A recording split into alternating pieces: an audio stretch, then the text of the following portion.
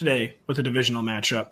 Coming off two of the most impressive wins of week 2, the Bills and Dolphins square off in Miami, with the Bills arriving in town as 6-point favorites.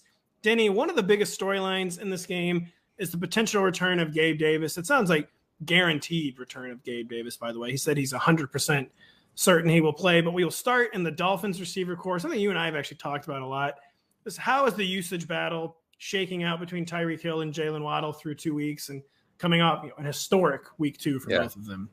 So Gabe Davis, by the way, there was some film, and we know you guys know that first and foremost, I'm a film guy.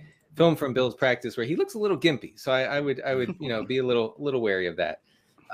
But so last you just ruined the show. Tell me not to be excited about Gabe Davis. I'm a Gabe Davis guy. I'm very disappointed about this whole thing. I wish he wouldn't hurt himself. But so Hill and Waddle last week obviously go berserk. I'll cut to the chase and say that Waddle's usage and production seems more, I want to say, stable and possibly reliable than Tyreek Hill's, because I know Tyreek ended up with 190 yards. You're happy about that. I'm happy. Everybody's happy. But 110 of those yards came on 2 blown coverages. That's the only way that you can describe what happened against Baltimore in the Dolphins' frantic second half comeback, fourth quarter comeback against the Ravens. They blew the coverage, and Tyreek happens to be very fast. He got behind the defense, 110 yards on 2 catches. So before that, it was honestly just all Jaylen Waddle all the time, much to the chagrin of Tyreek Hill, I should say. Waddle had a 40% target share to Hill's 27% against Baltimore.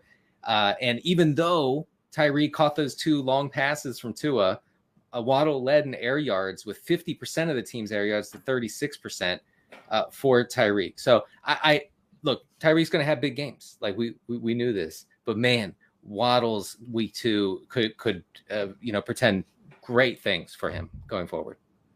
Can't the answer here be both? It can be both. No. Hill's got a 31% target share. Either or, right? Society. For the season, Hill has a 31% target share, and Waddle's at 30%. Hill's at 39% of air yards. Waddle's at 37%. They're both. It's going to be fun. It's going to be fun. Mm-hmm.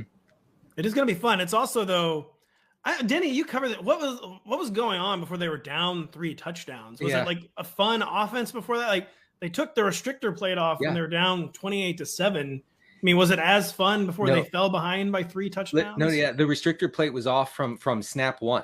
Okay. Like they Dolphins were not messing around. Like they weren't trying to establish. They weren't trying to check down. They weren't trying to do anything. They had their foot on the gas the whole time, and you got to give them credit for that. I talked with Pat Kerrane after the game on Sunday, and it's a great offense for fantasy because it's only going to 2 guys, and we know that it's going to nobody else. It's fantastic. It's a very highly predictable. Well, Mike Gesicki had a cryptic tweet that begs to differ after he scored a touchdown. And 8% target share. Get out. He doesn't think it's that narrow. Kerrane. Denny mentioned how they're not establishing they were establishing maybe a new pecking order in the backfield, whereas Raheem Mostert seemed to be kind of featuring over Chase Edmonds. Is that concerning? Is that real? Or is this just like a classic, this is a game plan based backfield? For whatever reason, Mike McDaniel thought the game plan said Raheem Mostert. Because to me this week, I feel like you're going to really need like Chase Edmonds out in space against the Bills. But just what is the lay of the land in this Dolphins backfield? It's looked totally different usage patterns through 2 games so far. I don't think this is good for Edmonds at all. I mean, he ranks in rush yards over expected per attempt. He is dead last. He's running back 38 in that metric, so he has not been a good rusher. Nevertheless. Mostert's been okay. He's running back 23. It's not like he's been amazing, but we know, in this offense, he can rip off some big plays. So I think him flipping Edmonds is, I think that could be real. Now, I have Mostert on a number of 0 running back teams, and I was kind of excited by this development. Yeah, then big humble brag, huh? You're like, I'm going to put Mostert in my lineup. Excited to put Mostert in your lineup. Real 0 running back sicko.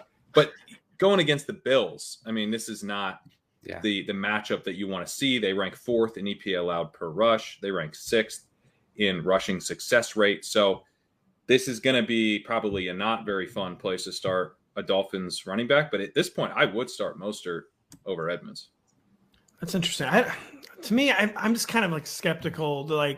like this could be like Mike McDaniel's designs are like known only to him kind of thing. And then like this week, all of a sudden it's like 16. I mean, I'm speaking superstitiously where you're speaking like from actual data, but so who's to say who's right? I know who's to say who's right, but I do fear that kind of, and I mean, this week Raheem Mostert, like change of pace running back, who's kind of like a head of steam running back. And then when he gets in the open field, he's really dangerous. I don't know if that profiles that well against the Bills. I would push back a little on because they both ran the same number of routes last week. Wow. Okay. Yeah, I mean, I agree. It didn't feel great for Chase Edmonds. Yeah, and Edmonds was worked in a lot in the second half during their comeback, whereas it was all Mostert in the first half against Baltimore. And if Mostert had gotten more passing down work, I would be more excited for him. But he's like an RB 3-4 this week against Buffalo. Just real quick, do we have any fear this week that the Dolphins are going to do? They're playing like a Death Star offense. Do we have like any fear they're going to do like a keep away type thing, even as good as they looked last week, where maybe teams pretty quickly decide the only way to beat the Bills is you have to try to absolutely maximize your possessions and keep the ball away from them? Or is that kind of silly coming off? Good luck doing that. I guess. Yeah, that's what I would say. Also, Mike McDaniel's 2-0. Like he's been putting it out there every week. He hasn't beaten anybody. He's only beaten Bill Belichick and John Harbaugh. I don't think he's gonna just like shy away from this matchup. You know what I mean? Like I think he's feeling himself a little bit, and they're gonna pass. Yeah, I tend to agree with that. Kyle, on the other side, the Bills again just basically have played as good of offensive football as possible through 2 games, and a big part of that has been Steph Diggs really bouncing back from what he himself called a down 2021. Should his absolute dominance make us waver in our Gabe Davis commitment? This week the injury could change the calculus a little bit, but do you think this will still be like Steph Diggs? We were already treating as a wide receiver 1, of course, but will there still be space basically for Gabe Davis to be a wide receiver 2? Yeah, I don't want to lock Gabe Davis in for anything yet because my boots on the ground film take that I acquired from Denny a few minutes ago, as you guys might have heard, is he looks gimpy in practice. But when he's at full strength, like it's very clear that he's just their best second option at receiver. We've seen really nothing promising from Jamison Crowder or Isaiah McKenzie, which shouldn't be. Or Dawson Knox even. Or Dawson Knox, exactly. He's been terrible in yards per route run. Jamison Crowder, 46 in yards per route run. Isaiah McKenzie, 67th. These guys are just Jags out there getting slot snaps that really shouldn't turn into much. Whereas Gabe Davis is an elite field stretcher who's been playing well. So to me, I think that what we saw from Gabe Davis in week 1, they used every single one of Josh Allen's dropbacks, and he looked good in that role. Is it like even a 1A, 1B? Probably not, dude. Stephon Diggs is just too good to make that happen. But it could be the best passing team in the NFL with a clear number 2 receiver and no third option in sight. That's all you need for Gabe Davis to be like a high-end wide receiver 2. Before we move on, does anyone have any useful insight on the Bills' backfield, or no? Is it just... Yeah, pain, suffering. There was a lot of times in August where, I would really think hard about the Bills' offense and look into it very strongly, and I would come out saying, "Who cares? Yeah. Why am I doing this? It's true. It's just there's nothing here."